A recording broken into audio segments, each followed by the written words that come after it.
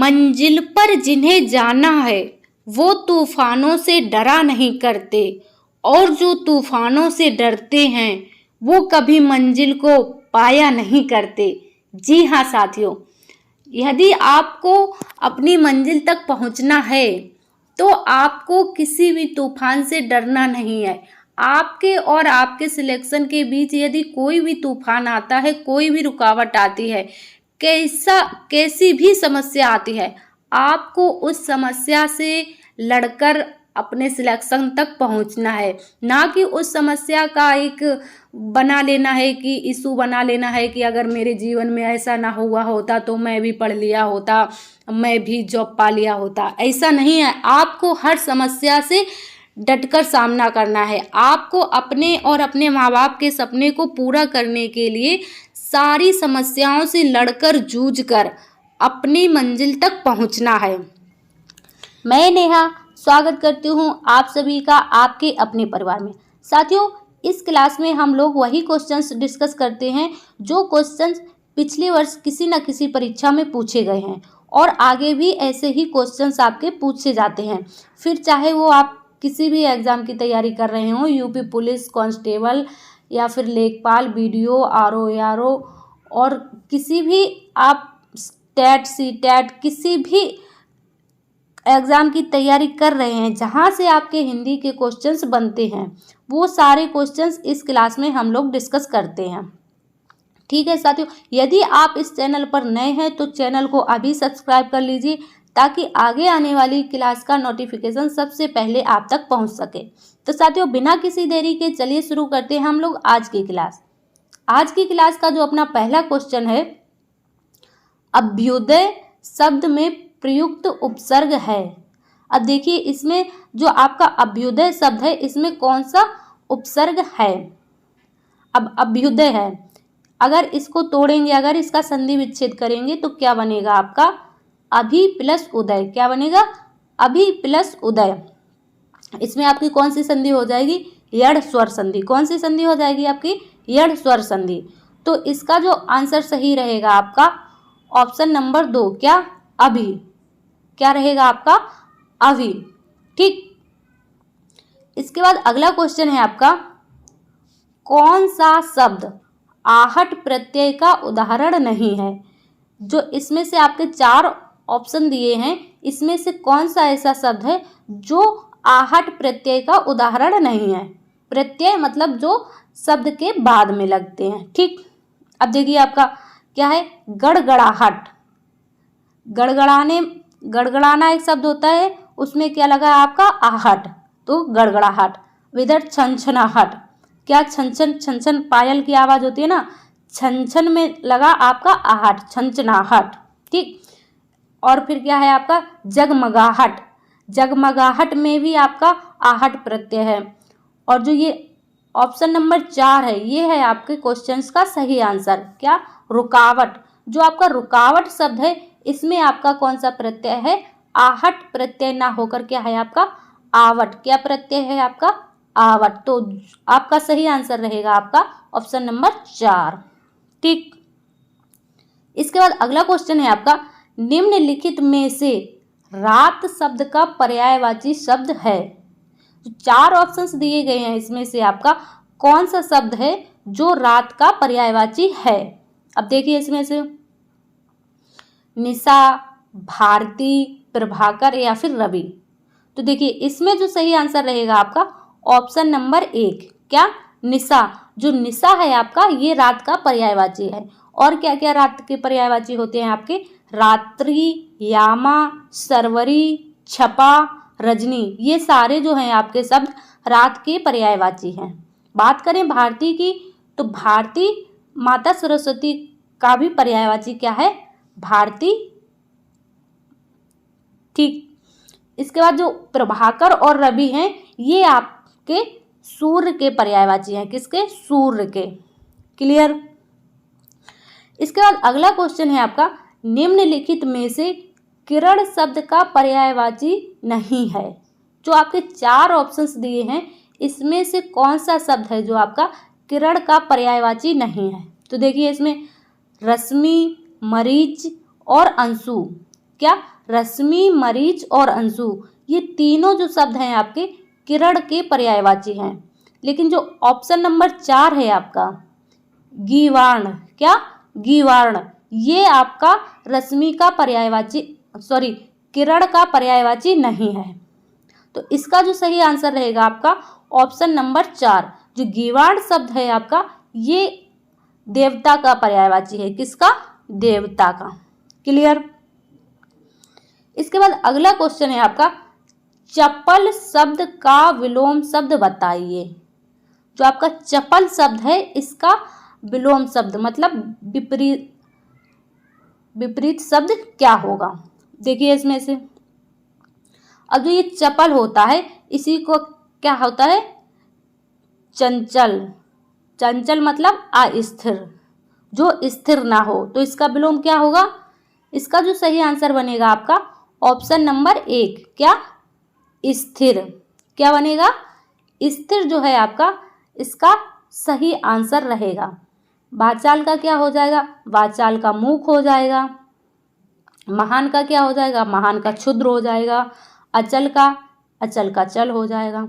ठीक, क्लियर। इसके बाद अगला जो क्वेश्चन है आपका तेजस्वी शब्द का विलोम शब्द बताइए। तो आपके 4 ऑप्शंस में से तेजस्वी शब्द का विलोम शब्द क्या होगा, क्या होगा आपका इसमें से। देखिए मेधावी होगा, निस्तेज होगा, कुशल होगा या फिर कुरूप होगा। तेजस्वी मतलब जिसमें बहुत ज़्यादा तेज हो, समझ रहे हैं ना, तेजस्वी मतलब बहुत ज़्यादा तेज वाला इंसान। तो इसका विलोम क्या होगा, इसका जो विलोम होगा आपका ऑप्शन नंबर 2, क्या, निस्तेज, जिसमें तेज ना हो। क्या, निस्तेज। ठीक। इसके बाद अगला क्वेश्चन है आपका किसी के पास रखी हुई दूसरे की वस्तु, इस वाक्यांश के लिए एक शब्द बताइए।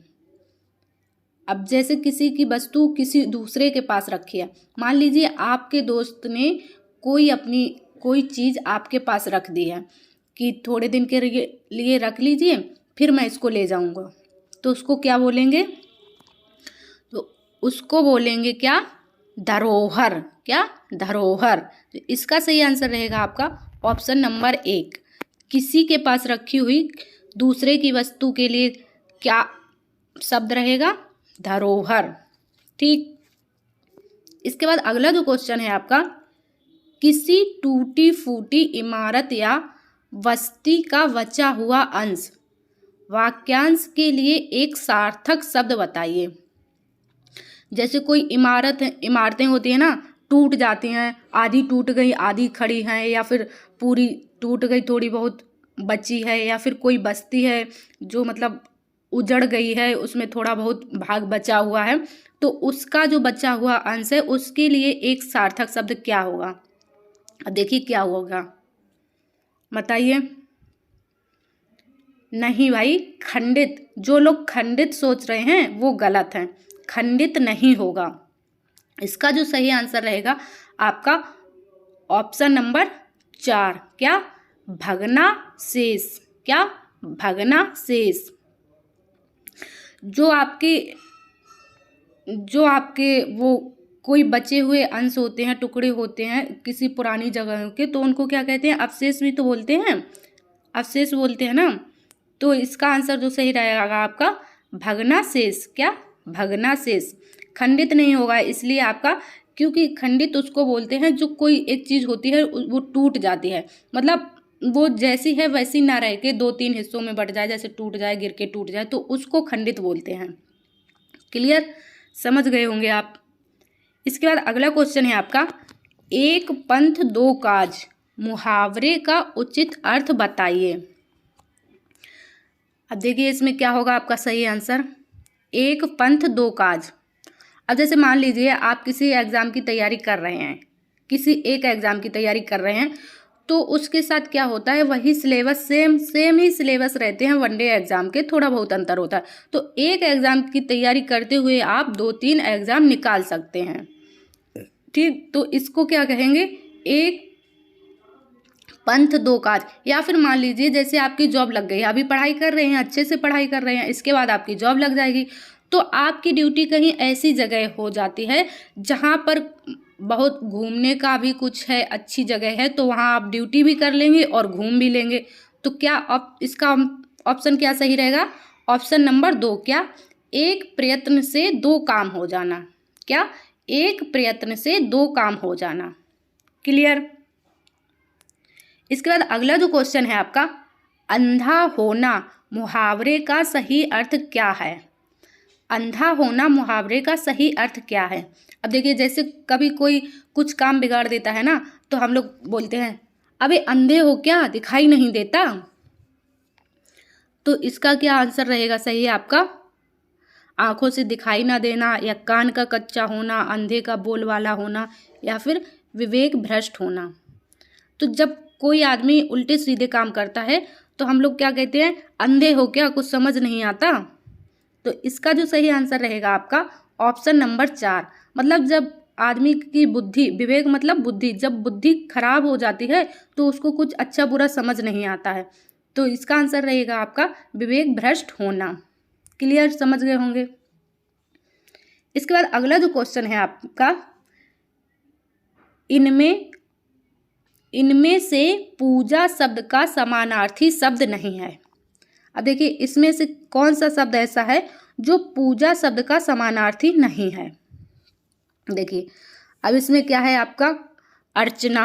अर्चना क्या है? पूजा का समानार्थी है। जैसे अर्चना वंदना करते हैं ना, आराधना, आराधना भी है आपका पूजा का समानार्थी।